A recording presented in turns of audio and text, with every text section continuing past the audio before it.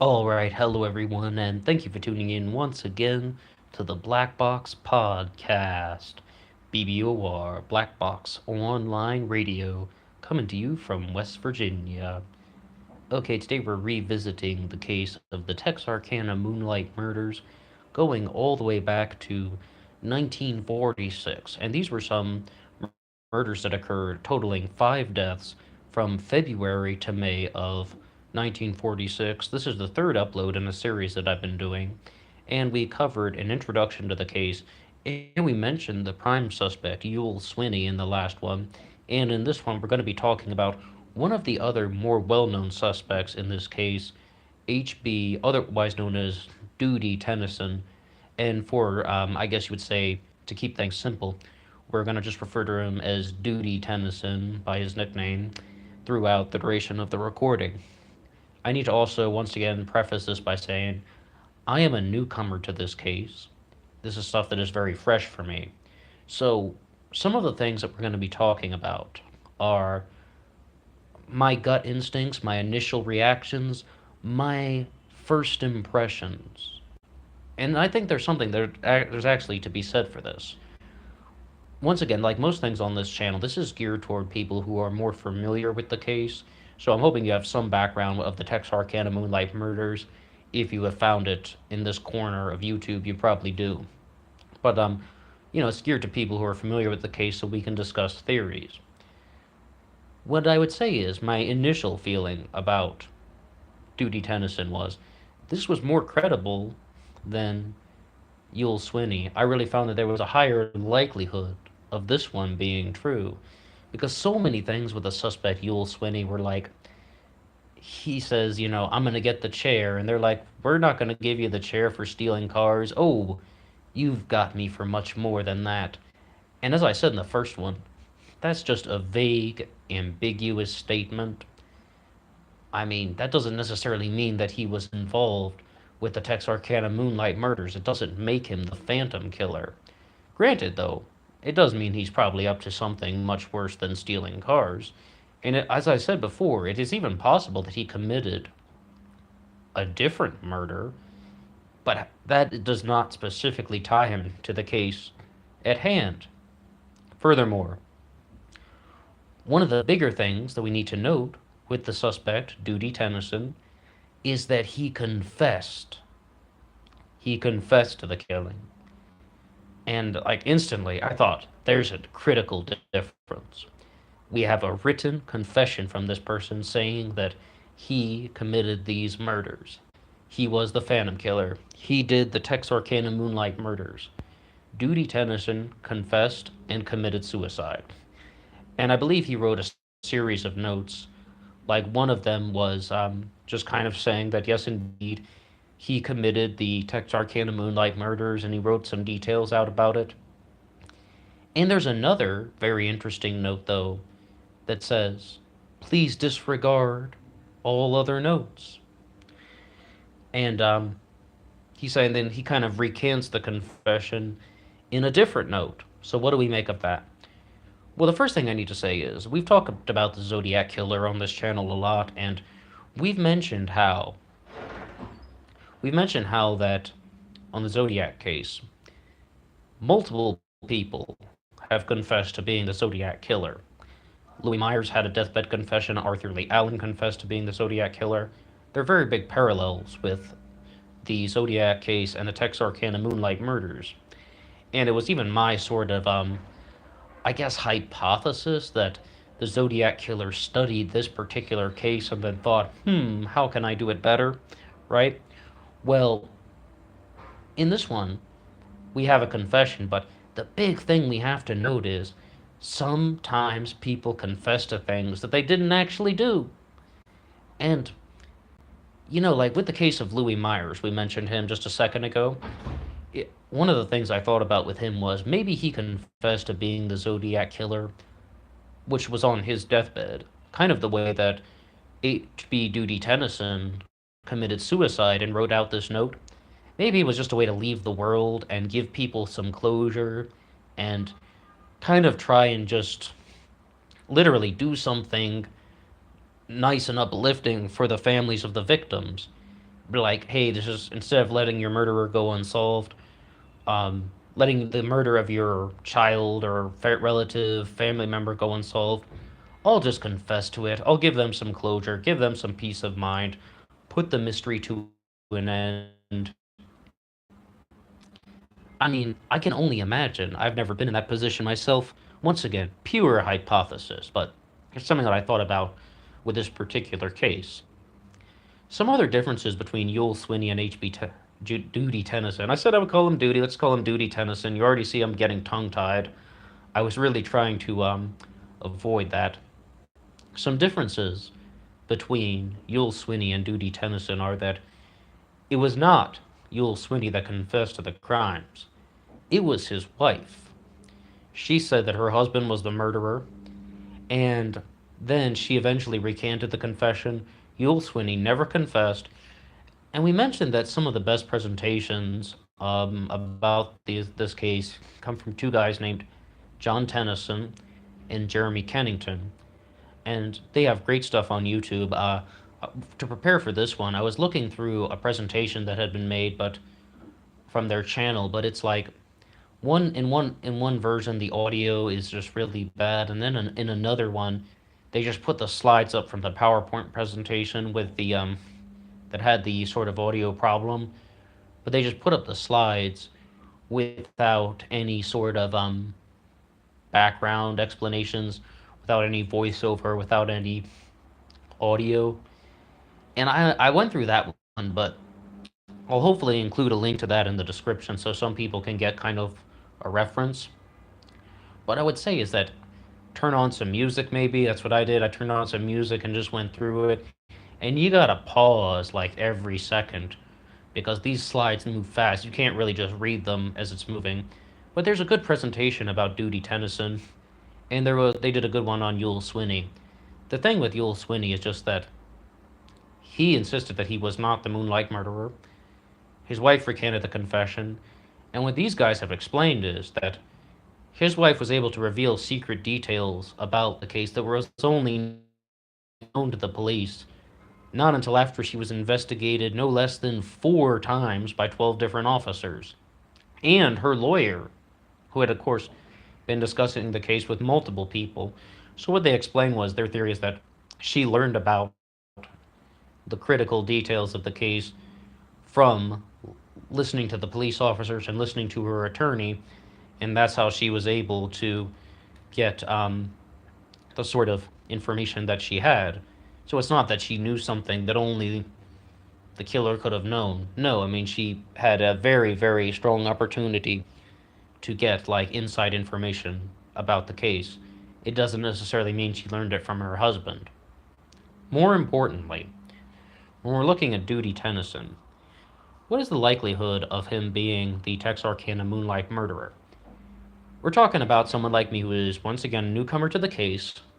My second kind of impression of this is I really had the feeling that Tennison did not match the profile of someone that I would think would be the killer. Maybe I'm projecting too much onto the case. Maybe I'm trying too hard to think about how kind of trying to read the mind of a madman or something like that.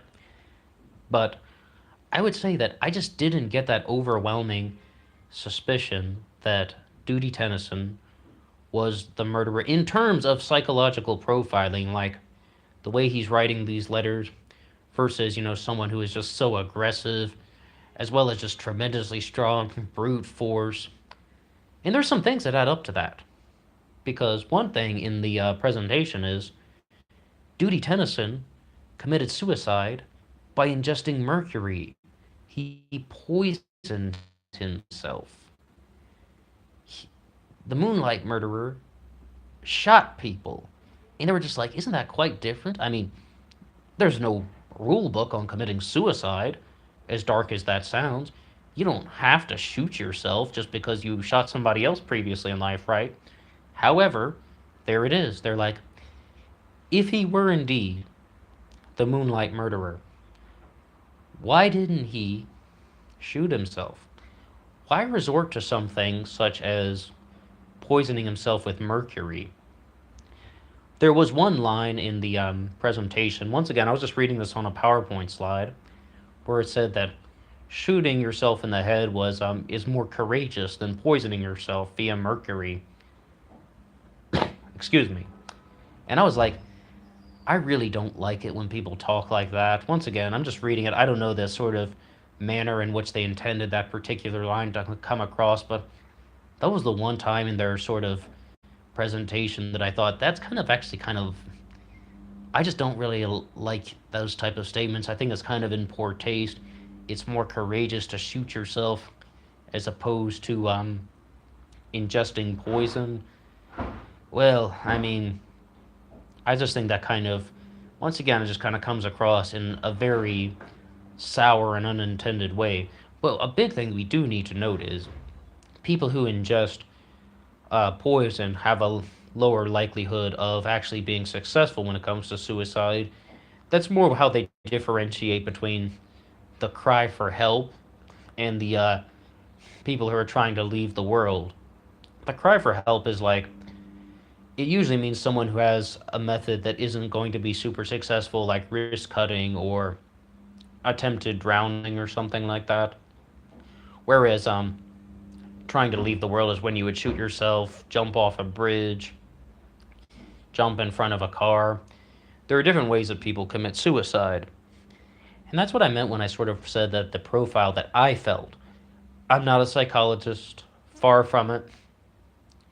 But the profile feeling that I had about Doodie Tennison was that this seems like a guy who is very sensitive, very kind of thoughtful and dreamy. He doesn't seem like this type of brute force psychopathic monster that is going around with a white sheet over his head, shooting people. And bear in mind, it's not just gunshots. You know, it's like, I know this is quoting the movie The Town That Dreaded Sundown, but they just said two things. He had a white sheet mask over his head, and he was strong as hell. We're talking about some just like hyped up brute force individual, and I didn't necessarily get that exact feeling from Doodie Tennison.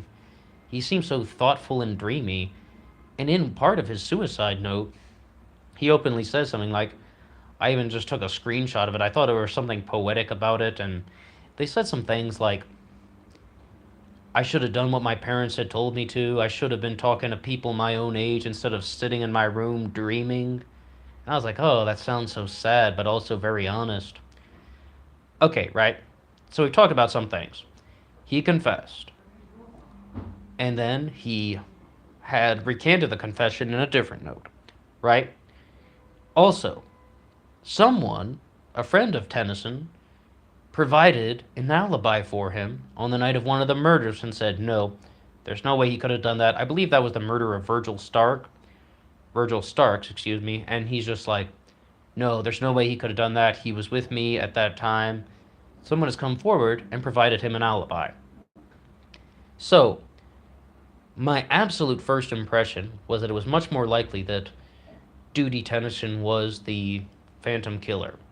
Then slowly I went through this, and I kind of had a similar feeling that I had about Yul Swinney when I was like, I'm getting pulled away. It almost seemed like the evidence pile is starting to pile up in favor of Doodie Tennison not being the Moonlight murderer. It seemed like he was someone who was dealing with depression. Obviously, he committed suicide, and probably in a very unpleasant way. I mean, I can't imagine anything to the contrary when it comes to ingesting mercury of some kind. So it seems like he was dealing with some very intense mental and emotional issues. He was someone who was definitely confused, but I don't really see the kind of definitive thing that would tie him to the Moonlight murders. Once again, and I might have actually read this on a particular website or forum or something. Somebody was like, if Doodie Tennison had indeed been the Moonlight murderer, why didn't he commit suicide with the murder weapon that had been used? And they're sort of just like that, like, wouldn't that have given the police much more certainty that he was the killer? Or just, back to the sort of thing that I got a little bit sidetracked from about his method of suicide.